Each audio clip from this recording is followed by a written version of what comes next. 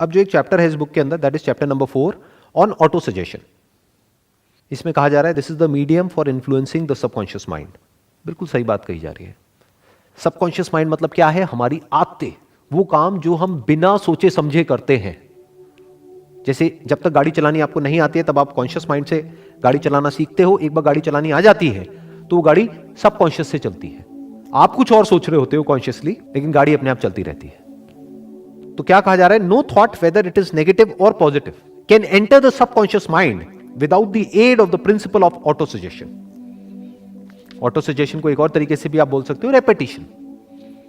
Auto suggestion मतलब कि हम खुद को सजेशन दे रहे हैं, मतलब खुद ही के माइंड में एक बात को रिपीट करते चले जा रहे हैं। किसी भी स्किल को अगर हमको डेवलप करना है तो उसके लिए क्या चाहिए? Repetition, practice. माइंड के लेवल पे अगर ये जो डिजायर है, अभी वो सिर्फ एक डिजायर है, उसको बर्निंग डिजायर बनाना है, तो उसके लिए क्या करना पड़ेगा? क्या चाहिए माइंड के लेवल पे? Auto suggestion. ऑटो सजेशन मतलब क्या? रेपिटेशन, कि बार बार उसके बारे में सोचना पड़ेगा। तो वो धीरे धीरे कॉन्शियस माइंड से हट करके सबकॉन्शियस में चला जाएगा। फिर क्या होगा? अपने आप ही वो थॉट्स आने लग जाएंगे।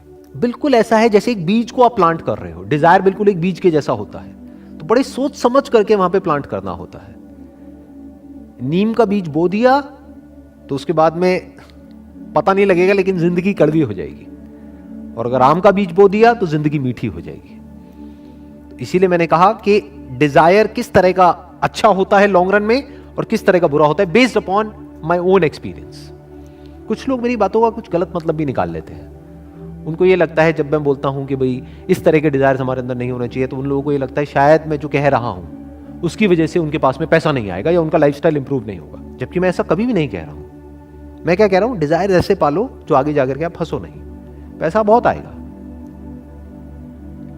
और जो भी कुछ कह रहा हूं, सवाल ये उठता है कि मेरे पास में क्या अथॉरिटी है इस बुक के बारे में बात करने की। जो भी कुछ कह रहा हूं अपने एक्सपीरियंस के बेस पे कह रहा हूं। मतलब मैं आपको कोई समरी नहीं बता रहा हूं इस बुक की, वो तो कोई भी कर सकता है। मैं क्या बता रहा हूं कि मैंने इस बुक को पढ़ा था आज से बहुत साल पहले, मे बी 20 साल पहले, जिसके बेस पे मैंने कुछ समझा, कुछ इंप्लीमेंट किया, कुछ चेंजेस लेकर के आया अपनी थॉट प्रोसेस में, जिसकी वजह से आज मेरी लाइफ एक पर्टिकुलर लेवल पे है। तो क्या कहा जा रहा है? No thought whether it is negative और positive can enter the subconscious mind without the aid of the principle of auto suggestion. मतलब कि जब तक हम रेपिटेशन नहीं करेंगे तब तक के कुछ भी नहीं होगा। तो रिपीट करना है, यानी कि जो भी आपका डिजायर है, जो भी आप बनना चाहते हो, जो भी करना चाहते हो, उसको लिखते रहो, उसके बारे में सोचते रहो, उससे रिलेटेड बुक्स पढ़ सकते हैं, उससे रिलेटेड वीडियोस देख सकते हैं। यानी हमारा माइंड एक ही जगह पर फोकस्ड हो जाए, कि जो आपको करना है पूरी तरह से वहां पर फोकस्ड हो जाए। फॉर एग्जाम्पल, आपके माइंड में ये डिजायर है, एक बर्निंग डिजायर है एक्सीलेंस को अचीव करने का, जिस भी फील्ड में आप हो उस फील्ड में। तो उस एक्सीलेंस की जो भी डेफिनेशन है, हर फील्ड के लिए अलग अलग है एक्सीलेंस की डेफिनेशन। आप एक डॉक्टर हो तो कुछ और है, इंजीनियर हो तो कुछ और है, लॉयर हो तो कुछ और है, बिजनेसमैन हो तो कुछ और है।